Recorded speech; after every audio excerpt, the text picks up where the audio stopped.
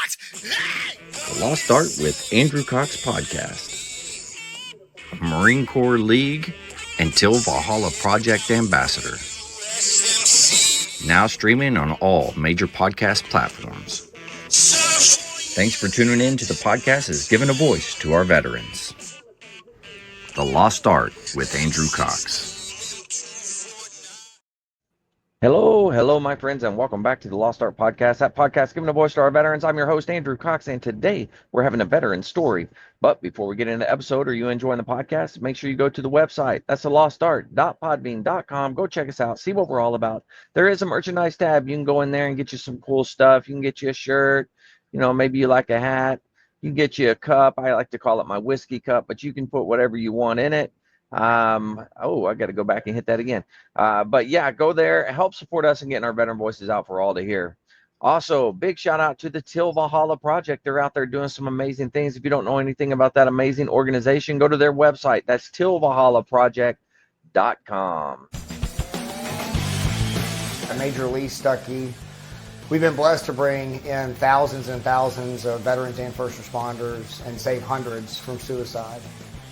We don't want to be a handout, and we want to be a hand up with our four pillars, which are physical, financial, emotional, and for me, most importantly, spiritual, and give them a good, healthy foundation in a safe, sober environment for a 4-day event.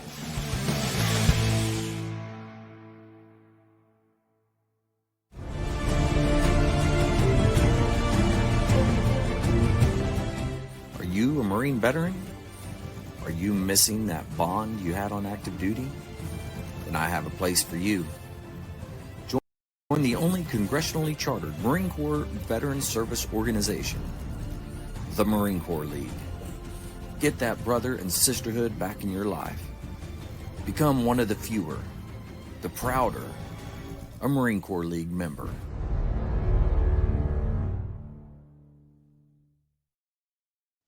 All right, we're back here. I got Helen Breen. Helen, how you doing today? I'm doing amazing. How are you today? Oh, I'm excited. Although I'm running a couple minutes late, I'm excited we got back on here and we're able to tell your story. So I'm excited for that. I'm looking forward to it. All right. Well, I guess let's start at the beginning for you. Where did you grow up? What was that like and what drew you to military service? Well, I am a tried and true Navy brat. I grew up just outside of Charleston, South Carolina, in a little area called Goose Creek. So anybody who's been in the Navy side of the world is familiar with it. And nice. I was one of those kind of weird Navy kids. Like my friends would move away and come back, move away and come back. When we moved here when I was a year and a half old, and we ended up staying here until I graduated high school. So I grew with the town. So yeah, that's really cool. And so I'm assuming your father or somebody like that was in the Navy? Yes, my dad was a 30-year Navy veteran. He retired the year I graduated high school, the year I went in the Corps. So. Oh, wow. Yeah. Man, that's incredible. 30-year career that's a long way to go. I did 25 and that was enough for me. So 30 is, woo, it's up there. Oh. Yeah. So I'm assuming, you eventually go into the Marine Corps, correct? I did. I went in 1990, right after I graduated high school. Okay. And my dad always growing up was like, you're going to go to Annapolis, you're going to be a Navy officer. He knew people that I could have gotten the letter and all that good, the background stuff to apply. Right. But that didn't really appeal to me too much. And then I met some of the Marine Security Force guys here at what used to be the weapons station here in Goose Creek. And I don't know, it just, wow. I didn't even meet any female Marines. So I didn't have that exposure, but something clicked and I was like, I think that's what I want to do. And very nice. Went to my dad and said, well, change plans. I'm going to go in the Marine Corps instead of the Navy. And he wasn't too sure about it, but I think he was prouder than anybody the day I graduated. So very nice. Yeah, I'm sure he was a little taken back by it, but just like anybody, they're going to come around eventually, right? Absolutely. And I grew up around American Legion family. My dad was really involved. Okay. 3 of his buddies actually all bet me $100 that I would not make it through boot camp. And the day I graduated at Paris Island, where I'm about an hour and a half away. Yeah. The day I graduated, still in my dress blues, walked right in the Legion and put my hand out and said, "Pay up." So they did. They all did. So I give them credit. I love it. Yeah. Well, that's good that they actually paid up. That's not everybody would do that. So Yep. good for them. Yep. Well, tell me a little bit about boot camp. What was that like for you? Was it everything that you wanted? Well, it was obviously, for like everyone else, it was a huge culture shock. And Right. I'm only 4'11", so for some reason they like to structure it where the tall people are in the front. So I did a lot of running. Oh yeah. Which I have since learned is not a great forte of mine. And I actually got to spend 6 extra weeks at Paris Island. Got really bad stress fractures of both my shins. So I was in medical for 6 weeks. But I think that was probably a really good thing for me, because they would come back to you at that point, and we're right about Desert Storm time frame. And they would come in and they'd say, are you done? Are you ready to go home? And I was like, no way am I going home. I don't care if I have to stay here 6 extra months. I'm not going home and let them, and let my family think that I couldn't hack it. So right. It kind of gave me a little bit. I'm stubborn as a matter of course anyway, but that just kind of resolved it a little bit more. That was my hubby walking by, that extra arm in the background. So yeah.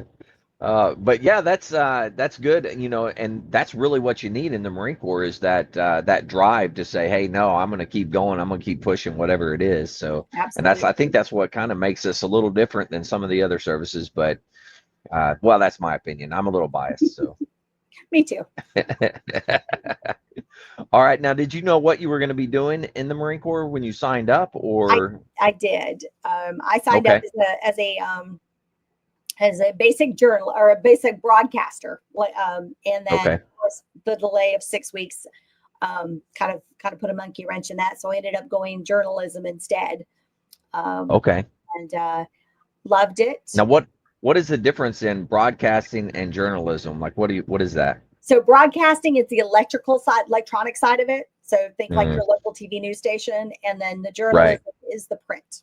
So. I see. Okay. So you went on the print side. And now tell us about that schooling. What was that like? It was at Fort Benjamin Harrison up in Indiana. It is my understanding now it's moved, I think, to Maryland, but it was a joint service school. So I got to meet a lot of other journalists and other folks that were doing the same stuff, which was really cool. Because obviously when you're in boot camp, you don't get a lot of exposure to other branches and kind of how they do things. And being there at DINFOS, was the Defense Information School, and getting a chance to kind of see how they did things. And I was like, being the the gung ho Marine, that was like, nah, we don't do things that way. We're a little tough, maybe a little tougher stuff. They weren't all PTing every day like we were and doing all the stuff that we did, but it was a great school. I loved it. I learned a lot. I've always been pretty good at English and writing and all of that, and that just kind of fine-tuned things back in the day when I had the word processor.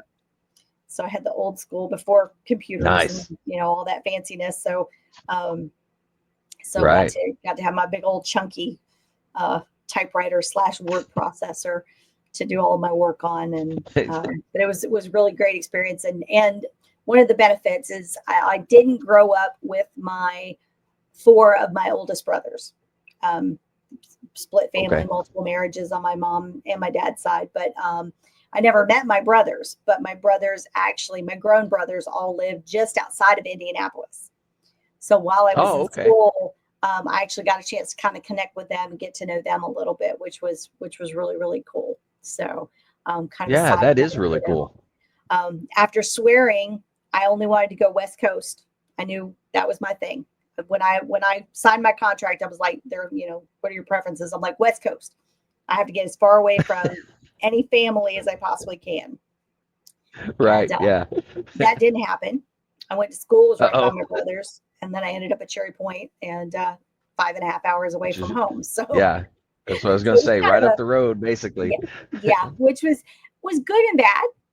Even though my mom was a Navy wife and knew, like, there's only so far you can go on Liberty weekends and things like that. Right. That when you have a child that's that close, it didn't apply. So she always wanted to know when we were coming home. Coming home this weekend, right? No, mom, I have duty. No, I have this. No, I have this. I finally one day was like, Mom, I'm only allowed to go X number of miles away from the station. Um, but she still asked me the entire time we were at Cherry Point, are you coming home? Are you coming home this weekend? Yeah. So Yeah. Yeah. Yeah. Yeah. That sounds right. Yeah. yeah, Moms, they want to see you, yep, so it's understandable. I get that. yep. But so tell me about your experience at Cherry Point. What all were you doing? What was your daily battle rhythm? Those types of things. Yeah. So I worked in the headquarters building with, so I got to see all of the inner workings and focused on, I was a writer for the Windsock, the base newspaper. I Okay. got to do a lot of really cool little articles about different equipment and things like that. There was a lieutenant that was stationed at Cherry Point who was on the Olympic bobsled team with Herschel Walker that year. Um, Whoa. that was kind of probably one of my coolest articles that I got to do. But I also got to work with the MPs and the canine guys, and I got to see a lot of stuff that I don't know that the day-to-day Marines actually got to see a lot of times. So Right. I got to put the bite suit on and get bit by the dogs, and I got to do a lot of that Nice. really cool stuff. And eventually I Okay. evolved over into the community relations side after being the editor of the base newspaper for a short time.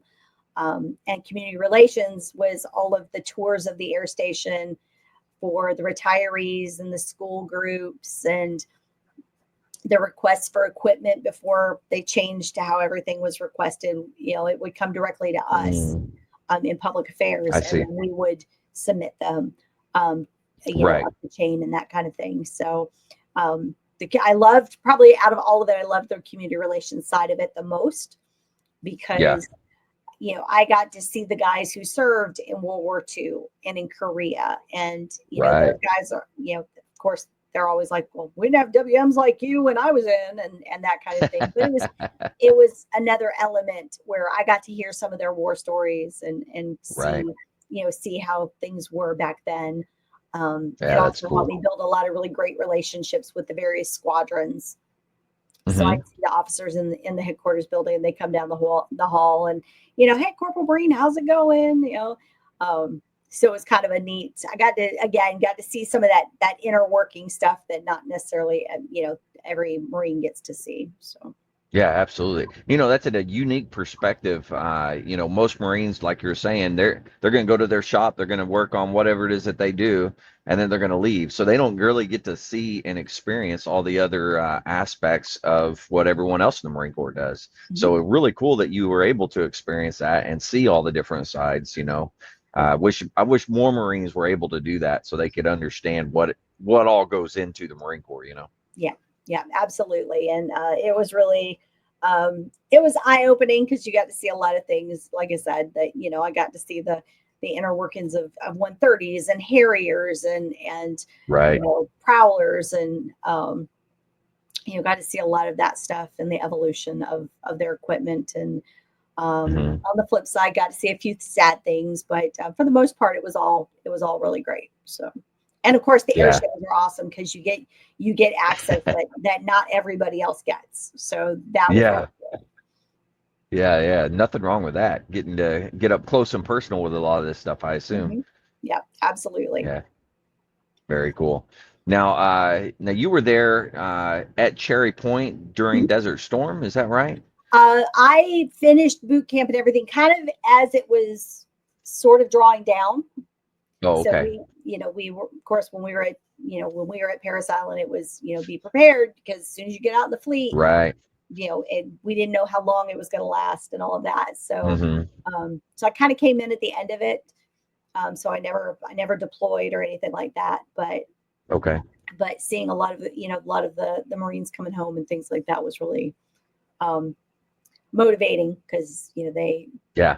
they saw a lot of stuff and got to come home safely for the most part. So. Now, I'm assuming that you would get to, as they're trickling back, you were getting to interview a lot of them and things like that. Did you get to do that? I did a little bit of it. We had a shop of, I think at our height, I think we had 12 in our shop. So a lot of them, Okay. we're doing a lot more of that interviewing. And Okay. so they got to hear a few more of the stories than I did, but it was still, I got a few good stories. So. So, what your time there doing correspondent stuff? What was probably your favorite that you actually got to do? Oh, I got to do two of them come to mind. I actually got Okay. to fly on Pedro, the search and rescue helicopter, to do a survey count of a festival that they were doing at Morehead City. And so Okay. I got to go up on Pedro and got to lean out the side hatch, and which is good, bad, because I'm afraid of heights. But Yeah. the pilots, the helo pilots were really cool. And I was like, just don't like tip it too far because I don't want to feel like I'm falling out. And then when I was in Battle Griffin in 93, 93, Okay.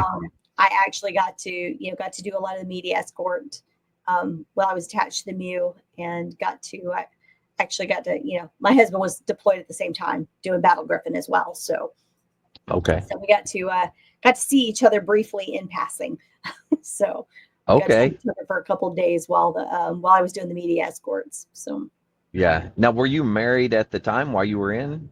yes, yeah, we actually met the very first day that we both checked into Cherry Point. He Oh, was no going to kidding. his final, he was going to his final loadmaster school to finish his qualifications, and I was checking in for my first duty station. And Okay. I love this story because, of course, nowadays there's no payphones, but at what is now the Devil Dog Inn on Cherry Point, Yeah. I got on the phone to call my mom to let her know I got settled in and everything was okay.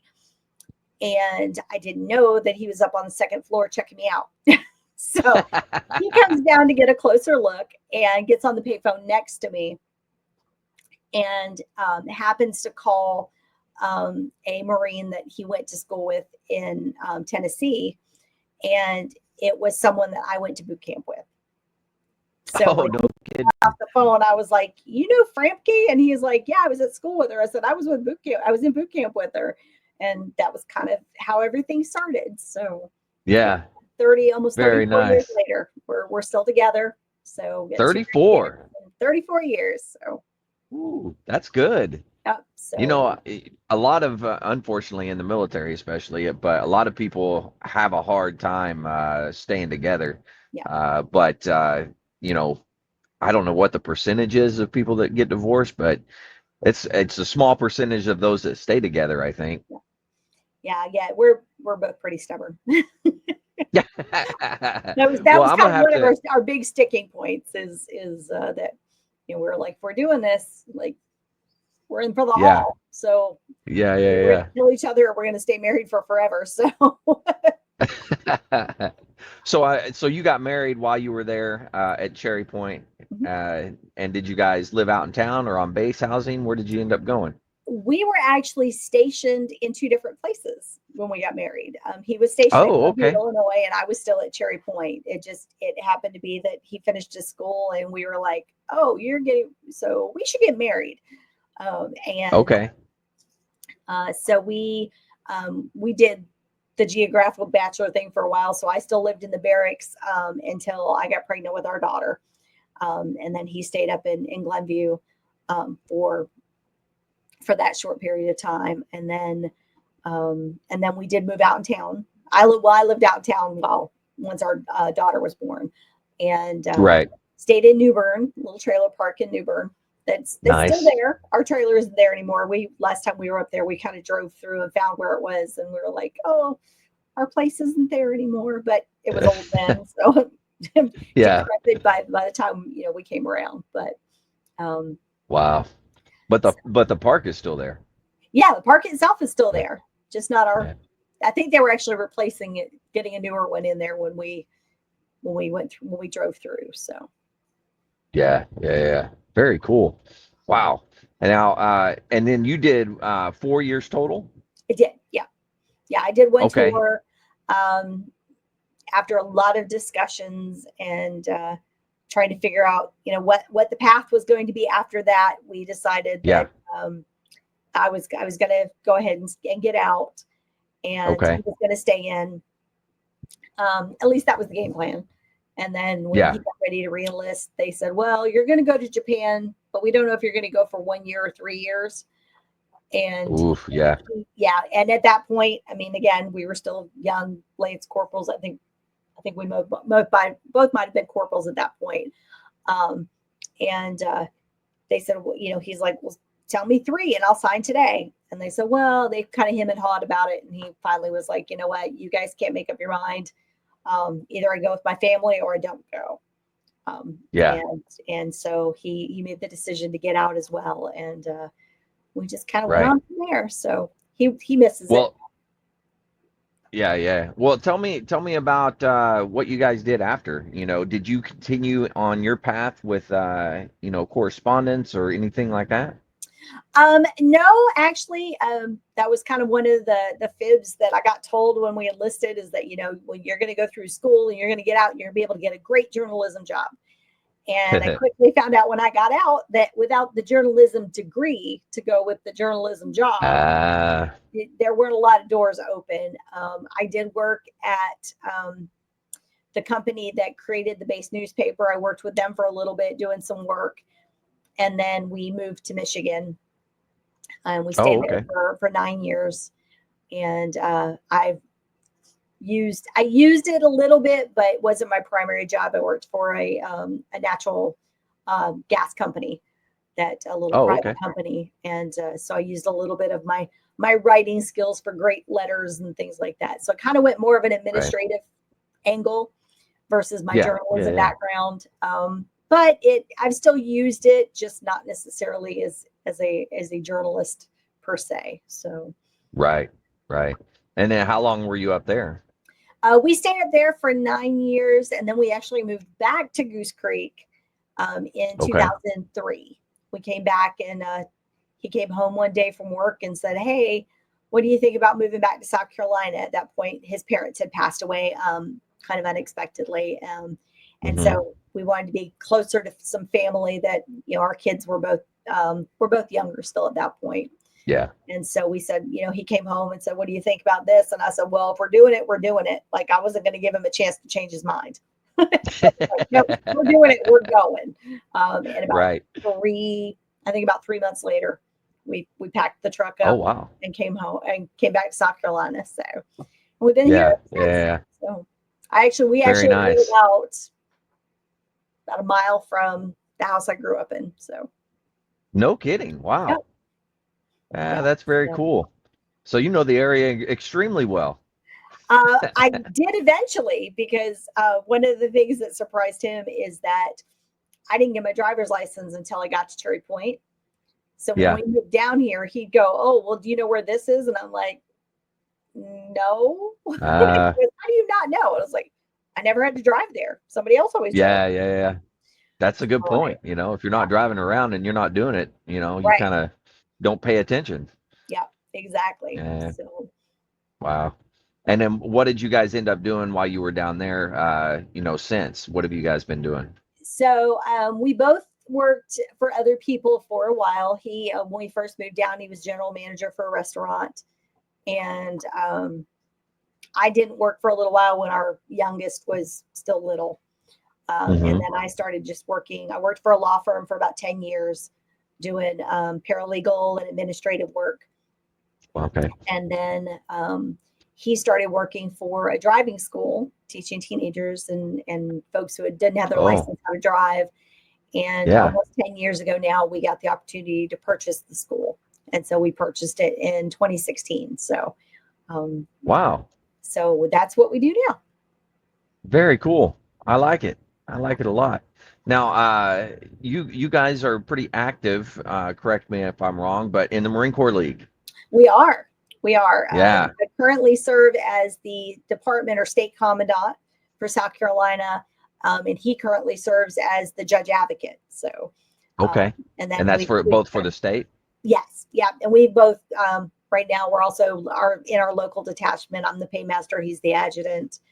And then we're really active in the Devil Dogs, our honor society as well. So we both have national positions. And then I also serve on wow. the league's national budget committee. So Okay. we stay a little busy. And I'm going to give them a shout out to my auxiliary ladies as well. I'm also an Yeah. active member of our local auxiliary units too. So Awesome. Well, if you don't mind, I'd like to kind of do some explaining on what the different things within the Marine Corps League are, right? So absolutely. you have the Marine Corps League itself, which is Mhm. for Marine veterans, sailors that were FMF. Mhm. So that'd be your chaplains and your corpsmen, correct? Primarily, there are some other areas that Okay.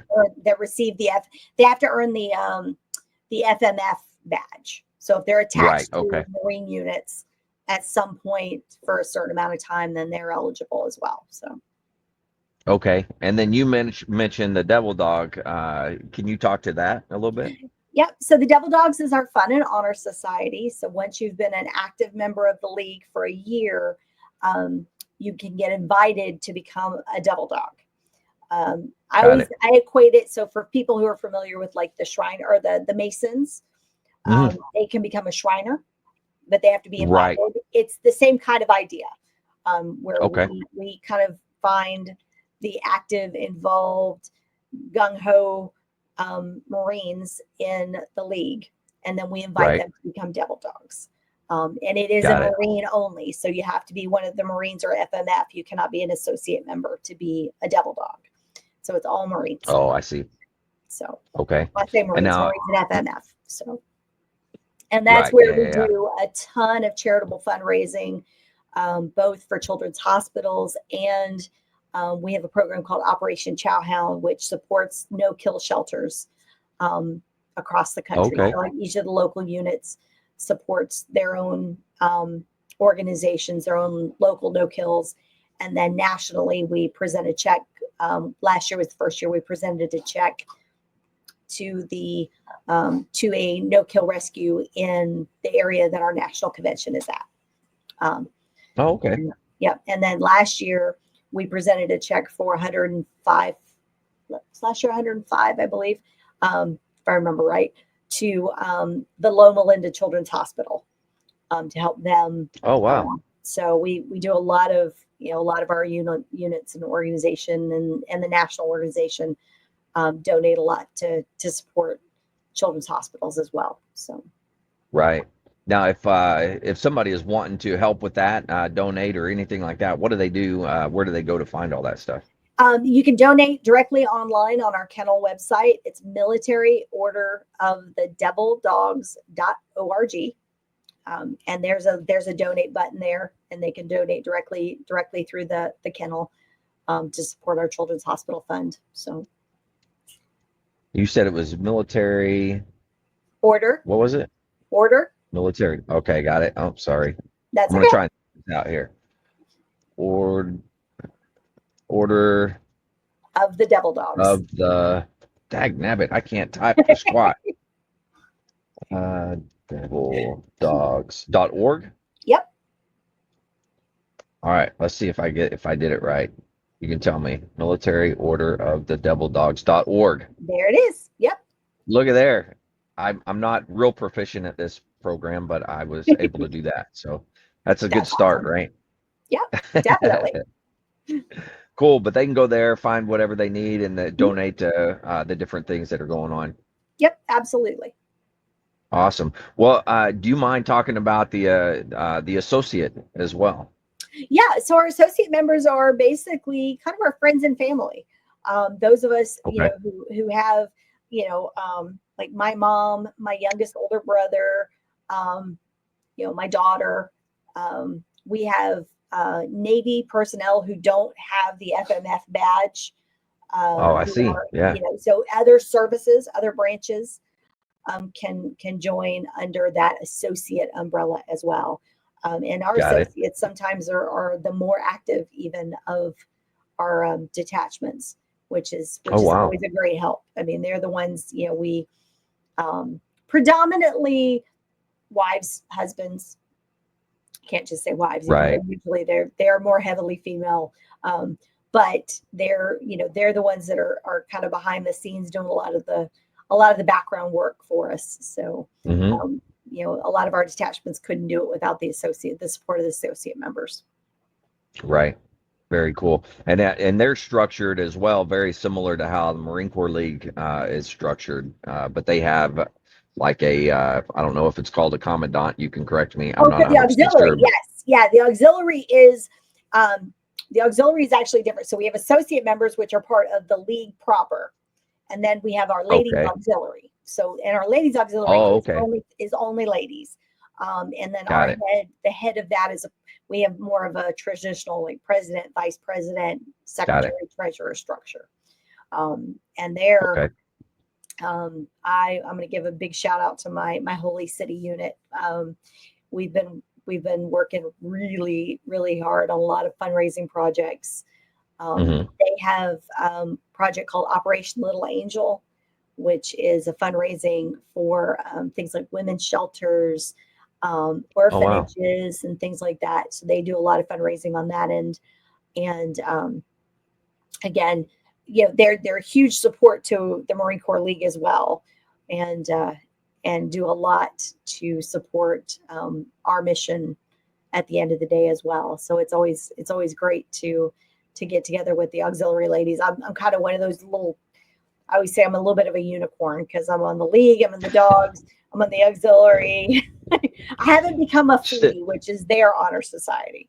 I haven't Yeah. become a flea, but everything else I'm See, kind of fingers in. So yeah, that's okay. It's all right to do that, Now, what do you say when you're looking at the Marine Corps League, all the different things that are involved with that? When you're looking at getting membership, doing things of that nature, how do people go about getting involved? I tell everybody, and every detachment's a little bit different because we all have kind of our overall projects like Toys for Tots. Yeah. We have a scholarship program. A lot of detachments do scholarship programs, but really, it's all about keeping that camaraderie. I mean, we all, Hmm. when we were all active duty, we had everybody's back, and we were all big family and big tight unit. Right. And then you leave the Corps, and it's really easy to kind of lose some of that connection. I don't know so much now because we have so much more with social media and things like that. Right. But like when a lot of us left the Corps and left active duty, I didn't go reserve. I completely, like, I was finished with my tour and I didn't have any other Right. obligation. So I didn't have anybody other than my husband. And I still wanted to do things. And we tried to a couple different organizations, but number one, they didn't quite understand us as Marines, because when we do things, we're like full force, full in. Like, if we're going to do it, we're Yeah. going to do it. Yeah. Yeah. And Yeah. and so when we found the league in 2014, it really opened up something that I felt like we were kind of missing. When I left, I wasn't super gung ho about it. There was, I had a couple issues with somebody who wasn't really keen on females being in the Marine Corps. And so Yeah. when I initially left, I really didn't want that connection. But then over time, I found I was really missing it. And Hmm. and then we moved down here, and someone introduced me to the league, and I was like, and I walked into our detachment at the first meeting I went to, and they were like, "Oh, female Marine, yes, we love it," because there was like two or three of us that all joined in very close proximity to each other. Very And nice. I found that piece that we were kind of missing, where I still wanted to do things for the community. My kids were getting a little bit Right. older. They didn't need me as much. They don't want their mom hanging around Hmm. and everything all the time. And I still needed something that I could give back with. And that's what I Right. found in the league. And that's kind of what I highlight when I talk to people is it's like, you have that piece that you might feel like you're kind of missing. Mm-hmm. We've all, even though over time experiences have kind of adapted and changed a little bit, at the end of the day, we Mm-hmm. still have that connection of going through boot camp, of going through our Right. schools, in serving in places that, when you had to go do bivouacs and things like that really sucked, and eating crummy MREs or sea rats, and Yeah. we all have that kind of overall bonding experience. And so Mm-hmm. to be able to tie that in and do our give back to our community as well, and make sure that Mm-hmm. our brothers and sisters are taken care of is a huge piece of why I became a league member. I kind of dragged hubby in kicking and screaming, but over time he's gotten involved as well. But when we joined, we were like, we're just going to be just members. We're going to go Yeah. or we'll go volunteer day of for events. We're not going to really get involved, and that didn't stay well. That I don't think that's in my DNA, is to just sit back and be a volunteer day of. I like to be fingers in. So Yeah. That's okay though. Everybody needs that, yep. So you got to have somebody to do it. Yep. Oh man. Oh, what about how is it geared for kind of the younger members, right? Those veterans, Marines that just gotten out, they're young. Mhm. They still have to work. Yep. They have young kids, maybe those types of things. Uh, you know, what are some ways that they can get involved and do it as well?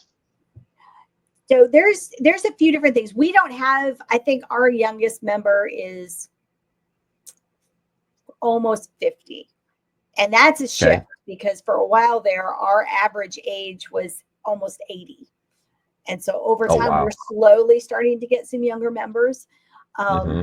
and it's hard, because when you've got kids and things like that, it's a challenge to Right. get involved. But we have programs like our Young Marines of the Marine Corps League, which is geared towards helping young adults and young kids steer their way to keeping a drug-free life and excelling in their lives. Right. We don't have a unit here. We have 4 in our state. Oh And wow. so we contribute a lot to them. But there are ways for families to get involved.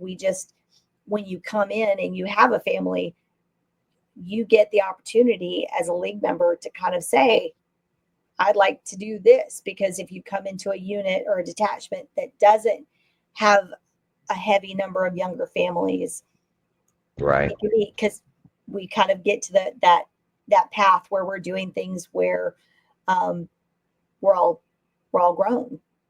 Yeah. But now Mm-hmm. I've got a 5-year-old grandbaby, so now we're looking at, we bring them in. So when we're doing things like Wreaths Across America, this coming weekend, we're going to place flags in conjunction with our American Legion. Right. And so I'm going to be like, okay, come on, little guy, you're going to come with Gigi, and we're going to go put flags out. And at 5, I can start kind of teaching him the importance of that, giving back to your community and remembering those who went before us. Um, Right. and so I think that's kind of a big thing on my part, is just remembering that if the unit or the detachment or the department isn't doing what you're looking for at that point, don't just say, oh, they're not for me. Come in and say, Right. hey, I'd like to do, or could we do this, that, or the other. And we've had detachment meetings. Jim and I were at one last night where one of the Marine veterans brought her grandson, who's probably 7 or 8 years old, and she's like, is it okay if he comes in? And I was like, yeah. I said, I mean, it's not my decision because it wasn't my detachment, but Right. I said, I personally don't, like, as long as he's not disruptive to the meeting, sure, Mm-hmm. go ahead, bring him in, Yeah. let him see what we do. And I think that's a good way to help teach the next generation the value, Yeah. especially with all the junk that they see on social media nowadays. Yeah. I like, there's something you said just a second ago that I really like is, especially I've talked to a lot of younger Marines and stuff that have gotten out, and they're like, well, there's nothing there for me and this and that. And they kind of say things like that. But you were saying, go ahead and say, hey, look, I want to get involved, but Mhm. hey, these are the things that I need in order to do it or whatever, and let them know, Absolutely. because they're not going to be able to change things or help if they Yep. don't know. Yep. So I Exactly. think that's very important. Yeah, we did that actually on our auxiliary side when we first established our auxiliary unit. It was myself, another female Marine. Our president is a Navy veteran, and as we're Mm. reading the ritual, we're like, "This sounds like 1950s. We're in the kitchen, barefoot and pregnant." And of course, all of us as females were like, "I don't think so." So that was actually one of the first things that we did as a new unit. I mean, we were literally a Right. few months old. We started during COVID, and Oh yeah. um, that was one of the very first things that we did as a brand new unit. Is we went back and said, "Hey, no, this is not acceptable. Here's what we'd like to see as a change to recognize that the women veterans aren't we're not just sitting home taking care of the babies. I mean, we're out there Right. doing these things just like our male counterparts." And Mm. and the Yeah. auxiliary actually was like, "You know what? You're right. Let's make that adjustment." And so we could have Yeah. sat back and complained about it, but I've never known a whole lot of Marines to just sit back and not not make change in the world. So Right. Yeah, that's very good point. That's for sure. Well, is there anything else maybe that we missed that you'd like to talk about or anything like no, that? I think the Marine Corps League. I'm not discounting anybody else because I'm also a member of the American Legion, the Fleet Reserve Association, the Montfort Point Marines Association, and then of course the league and all the things that I do. Um, I encourage everybody, if you're able, to support as many of the organizations as you can. We all Mm. do good things, but there's strength in numbers, and the more that Very true. the more that we get involved, the more that we have our membership. Um, and even if you can't be a totally active, come to every meeting, do all the projects type of Marine or member, we still need you as members. Yeah. We still need those people that are going to come out for the day of, or are going to come to a meeting every once in a while just to say, "Hey, I'm still here," um, because we can't continue to make the change and support our veterans the way we do without the membership. And I Right. think that's I tell everybody because a lot of folks will tell me, "Oh, I have this, that, and the other," and I'm like, "Can you pay your for us it's $40, pay your membership fee." Um, Yeah. and if you can come to events, we try to schedule things in different times of the day. So we try to do a lunch every once in a while. And then we have our monthly membership meetings in the evenings, but we try to do things at different times to be able to attract, people who are available at different times. Right. And so even if you can't be a super active in-person member, your membership is still important. Right. Absolutely. Man, that's awesome. Well, as I close or start to go toward the end of this, I always have these rapid fire questions that I ask everybody, if you're willing to go through Absolutely. this. Let's do All it. right. All right. And let's see. What is your proudest military moment? Um, I was able to I have a picture still of myself with our second MAW commanding general and Commandant Mundy. Oh, Um, wow. I got to meet him, and that was I don't geek out about a lot of things. I try not to. Jim Starley says I do it too much, um, but just for him to shake my hand and say, you're doing a good job. Um, Yeah. and then we all flew out on a CH-53, which was kind of cool. So, Yeah. um, but I actually have to say my proudest moment actually is with the hubby. Um, is when I got to see him get his wings. That was Oh, something that nice. yeah. So we have a funny picture of we're in their flight room, um, and I'm standing on a step because my husband is 6'3", and as I said earlier, I'm 4'11". So everybody gets a big chuckle out of that picture because I have to stand on it, and I still only stand at like his shoulder. So Oh, wow. Very cool. All right. Well, what was your most embarrassing military moment? ooh, that's a good one. Ooh, that's a tough one.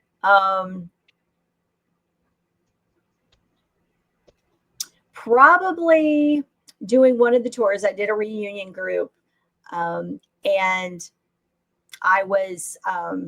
we were out on the flight line. They were doing a tour of one of the aircraft, Right. and I kind of tripped and fell flat on my face on the flight line. So it's bad enough when you're doing it in front of like your peer, with the reunion group. I could have done it, but then of course it was during a day when they were doing a lot of stuff out on the flight line and things like that. Right. And of course I did it in front of a big group of male Marines, and I was horribly embarrassed because I was in my, my skirt and my khaki blouse and everything, and heels, Right. because I always wore heels on the flight line. Super Yeah. smart, but Yeah. I, Yeah. Yeah. I totally, I was like, sure, let me just fall on my face. So, Yeah. That's a good one. That's a good one. All right. Let's see. If you could be one military leader for a day, who would that be? ooh, I definitely don't want to be president. That's too much. Or SecDef. That's too many. That's too much. I don't know. I think it'd be cool to be the commandant for a day, just to be Yeah. able to see all of. Number one, I can't imagine their schedule. I know Yeah. my Oh, schedule's yeah. busy, and that's probably 18 times higher. But I don't even know that I'd want to make a whole lot of decisions. But just kind of see, just to be in their shoes and go through their schedule for a day, I think would be Yeah. pretty cool. Absolutely. So, Yeah. It would definitely be interesting. That's for sure. yeah. If you could change one rule in the military, what would it be? Oh, I don't know. This one might have changed, but I know being more aware of the dual military couples. I think that Mm, I would really, I know we always serve at the needs of the guy, the needs of the military, but right. um, I think that would help a lot more with some of that divorce issue. With if we could Yeah, that's true. try to at least keep the two Marines a little more, or dual service in any situation, a little Yeah. closer together, as much as possible. Yeah. That's a very good point. Yeah. All right. What is one lesson or skill you learned that you still use today? Um, Definitely all my journalism and design work, because when I served as an editor, I had to do, this was old school. Like yeah, people wouldn't even know now because we have Canva and we have all the design tools to do all the cool stuff. Um, but the design skills that I learned, I still use all the time. I'm constantly creating new flyers and new graphics and all of that. So that's probably the Very one cool. I've learned the most, because I definitely do not get up early. I'm not a morning person, so don't ask me to do things at 8:30 in the morning unless there's a lot of caffeine involved. So Yeah, I'm right there with you on that one for sure. that's Yeah, why I work for that myself. early morning stuff's for the birds. Yeah, that's why I work for myself. Um, and I Yeah. think that's probably part of it too, is that I definitely would I don't like to be micromanaged. So tell me what the task is Hmm. and tell me when I have to have it done, and just let me do it. Yeah. So unfortunately that's not in high demand in today's world. So I just work for myself and just Yeah, make that's it true. easier that way. So Yeah, yeah. I like that. Smart. I like it. All right. In the zombie apocalypse, what would be your weapon of choice and what anthem would be playing? oh, see, I'm old school. I like my M16 full auto. Okay. Um, I would stick with that. Of course, I have an AR now. I have my AR-15. Yeah. But I would definitely that and a few good claymores would be good. Yeah. What Yeah, yeah. anthem? Um, there's a song, and I can't think of who sings it. Might be Andy Grammer, but it's the Blue Angels played it one year for Fat Albert, and it's called it says Good to Be Alive Right About Now. So I think that would be mine, because I'm always one of those. Okay. It's just a really kind of like a driven song about, it's even with the rough, it's good to be alive. And so. Yeah. Okay. Yeah, I like that. All right. Let's see here. What animal best describes your time in service? Unicorn. 100%. Unicorn. A unicorn. Okay. I was always doing the things that weren't typical, and I was the one who I did eventually go to electronic broadcast school, and I was 7 months pregnant at the time. So I'm carrying around the old school big giant right cameras, camcorders, or whatever they are. Yeah. So I'm walking around back at Dinfos, 7 months pregnant, carrying one of these giant cameras and tripods and all that stuff. And wow. Well, good on you. That is awesome. So I don't let my size get the better of me too much. Yeah. And you have to ask me that question. That's the Hey, I have to ask everybody this, but which branch of the military has the sexiest uniforms? I mean, the Marine Corps, of course. Yeah. You know what? When I'm interviewing all the different services, I would say most of them actually say the Marine Corps for that. Oh yeah. So yeah, the dress codes can't be beat. Yeah, I agree. And of course, what branch of the service is the best? I love them all, but Marines are top the list any day. Yeah, I agree. Now I do get mixed reviews on that depending on what service they were in, but yeah. And me and you were a little biased, so just a little bit. Now I do love my Navy. My girlfriend Lynn is a Navy veteran. That's a close second, but and my son-in-law's Army, so it's okay. Yeah. But, it's all right. But Marine Corps is definitely the best. Very nice. All right, knowing what you know now, would you do it all over again? 100%. 100%. Awesome. And then the only thing, what words of wisdom may you have for our listeners, or anything else? One of the best things that I have always been kind of guided with is always encourage people to step outside their comfort zone and push their boundaries, because when you do that, then you find your diamonds in the rough. You get your ones that kind of sit back and don't ever think that they're going to do something in particular. And then the right person comes and says, hey, I really want you to do this. I think you would be great at it. And then they end up doing things that you never expected. Happened to be in 2018. Somebody said, hey, I'm going to nominate you for junior vice commandant. And I went, what? Yeah. And now I didn't expect to ever do anything other than be just a detachment member, doing not much of anything. And now I'm serving in all of these billets because somebody has said, hey, we think you'd be great at this. So yeah, that's I love it. That's what I encourage everybody to do, is look for your diamonds in the rough. Yeah. Very nice. All right. Well, hey, thanks for coming on and sharing your story. It's been outstanding listening to it. We'll have to get your husband on here for him to tell his story at some point. He's over here going, he's the quiet one. So yeah, I know he hears me. He hears me. You got to do it. You got to do it. We're Mutt and Jeff. We definitely are. I'm the outgoing one, and he takes a little longer to warm up. So a lot of people think he's a big meanie because he looks really scary. He looks very, very tough. And then they find out once they get to know him that he's a big sweetheart. So. Yeah. Well, that's okay too. You can be a sweetheart and still come on the show. Nobody's going to get upset about it. So. Well, thanks again for doing this. Thanks for coming on. And as we close out, I always talk about veteran suicide. And if there are any of the listeners out there, if you're struggling, need help, anything like that, don't forget the VA has some great resources.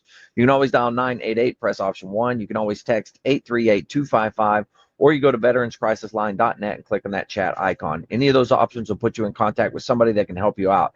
But remember, one veteran life lost, one too many. I care about you. I know Helen cares about you. The whole veteran community cares about you. So please reach out for help.